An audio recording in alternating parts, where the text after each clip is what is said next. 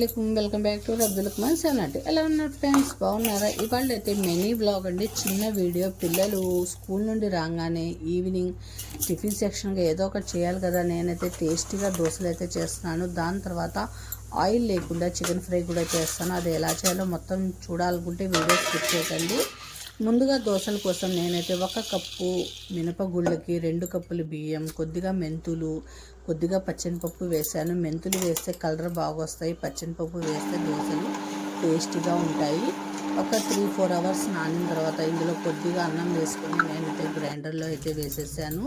గ్రైండర్లో వేస్తే దోశలు చాలా బాగుంటాయండి. ఈ దోశల్లోకి 2 రకాల చట్నీస్ అయితే చేస్తాను.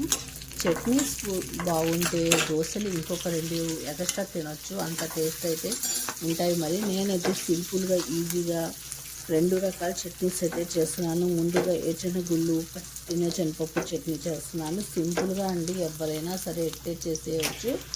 చాలా బాగుంటాయి చట్నీస్, టేస్టీగా కూడా ఉంటాయి. దాని తర్వాత అల్లం పచ్చడి. దోశల్లోకి అల్లం పచ్చడి ఉంటే ఆ టేస్టే వేరబ్బా, చాలా బాగుంటుంది కదా. మీకు కూడా నోరు ఊరుతుందా? అయితే సింపుల్గా అల్లం పచ్చడి కూడా ఎలా చేస్తానో చూడండి, వీడియో ఎక్కడ స్కిప్ చేయకండి. ఇప్పుడైతే నేనైతే ముందుగా ఈ చట్నీ మిక్సీ పట్టేస్తాను, కొద్దిగా జీలకర్ర వేసుకొని. దాని తర్వాత మనం అల్లం పచ్చడి ఎలా చేయాలో చూద్దాం. అల్లం పచ్చడి కోసం ఒక 6 పచ్చిమిర్చి వేసుకోవాలి. ఆయిల్ అయితే చూస్తున్నారు కదా, చాలా తక్కువగా వేస్తున్నాను కదా ఆయిల్ నేను. అంతేనండి, ఆయిల్ అనేది ఎక్కువగా తినకూడదు కదా, అందుకని నేను ఆయిల్ అయితే చాలా తక్కువ చేసేసాను. ఎందుకంటే జిమ్ చేసే వాళ్ళకి ఆయిల్ అనేది ఎక్కువగా ఉండకూడదు కదా. ఇది కాస్త ఫ్రై అయిన తర్వాత ఇందులోకి మినపగుళ్ళు కొద్దిగా వేసుకోవాలి. ఇది కొద్దిగా ఫ్రై అవ్వాలి, కలర్ చేంజ్ అయ్యేదాకా ఫ్రై చేసుకొని దాని తర్వాత ఇందులోకి చిన్న అల్లం ముక్క వేసుకోండి. నేనైతే కొద్దిగా కదా చేస్తున్నాను, అందుకే చిన్న అల్లం ముక్క ఎక్కువగా ఉన్న ఘాటుగా ఉండిద్ది. కొద్దిగా చింతపండు వేసేసి ఇప్పుడైతే చూస్తున్నారు కదా, సింపుల్గా చేసేస్తున్నాను. బెల్లం, కొద్దిగా సాల్ట్ వేసేసి ఇప్పుడైతే మిక్సీ పట్టేస్తాను. ఈ 2 చట్నీలోకి తాలింపు అనేది కంపల్సరీగా కొద్దిగా మినపగుళ్ళు, కరివేపాకు, ఎండుమిర్చి వేసి సింపుల్గా తాలింపు కూడా చేసేస్తానండి. తాలింపు వేసేసిన తర్వాత ఇదిగోండి 2 రకాల చట్నీస్ అయితే రెడీ అయిపోయి. చట్నీస్ అయితే అబ్బబ్బా భలే టేస్టీగా ఉన్నాయండి. దోశలు అయితే ఎంజాయ్ చేస్తూ తినేద్దాం ఇప్పుడు.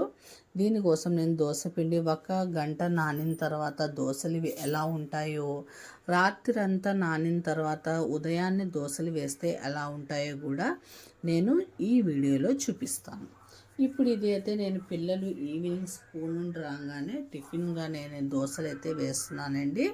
ఇందులో కొద్దిగా సాల్ట్ వేసి, ఎటువంటి సోడా కూడా వేయలేదు నేను. సోడా అయితే నేనైతే అసలు యూస్ చేయనండి, ఎక్కువగా చాలా తక్కువగానే యూస్ చేస్తాను. సోడా అనేది హెల్త్కి మంచిది కాదు కదా, అందుకని నేను సోడా అనేది ఎక్కువగా యూస్ చేయను.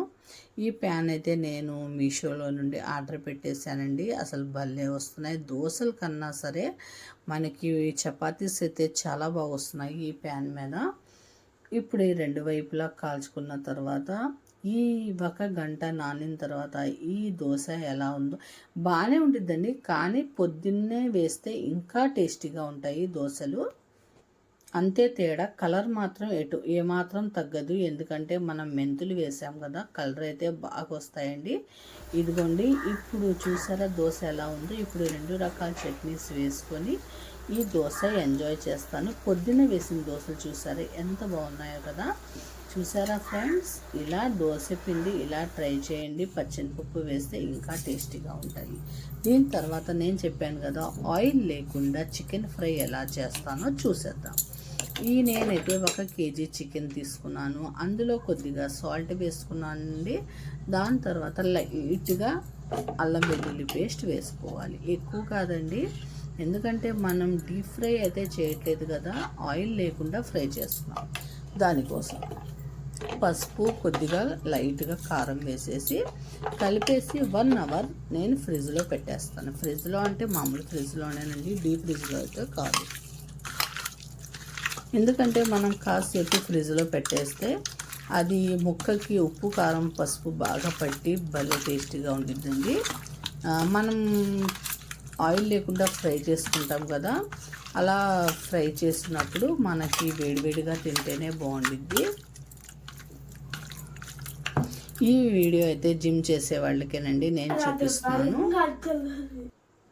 మీరు ఇంట్లో ఎవరైనా సరే ఆయిల్ తక్కువగా తినేవాళ్ళు ఇలా ట్రై చేయండి. నేనైతే చిలకడ దుంపలో కొద్దిగా సాల్ట్ నీళ్లు వేసి కుక్కర్లో 2 విజిల్స్ అయితే పెట్టేస్తాను. నేనైతే చెప్పాను కదా ఆయిల్ లేకుండా ఫ్రై చేస్తానని చెప్పి, పుల్కా ప్యాన్ అయితే తీసుకొని దాని మీద ఈ చికెన్ ఫ్రై ముక్కలైతే పెట్టేసి స్విమ్ మీద 2 వైపులా ఇలా కాల్చుకోవాలండి. లోపల దాకా కాలేదాకా మనం ఇటు అటు తిప్పుకుంటూ ఫ్రై చేసుకోవాలి. చూసారా, ఇలా ఫ్రై చేసుకున్నాను కదా. దాని తర్వాత 1 గ్లాస్ బీట్రూట్ జ్యూస్ కూడా చేసండి. ఇదండి నేను ఇవాళ చేసిన వీడియో. మీకు నచ్చిందని అనుకుంటున్నాను. నచ్చితే ఏం చేయాలో తెలుసు కదా, లైక్ చేయండి, షేర్ చేయండి, సబ్స్క్రైబ్ చేసుకొని సపోర్ట్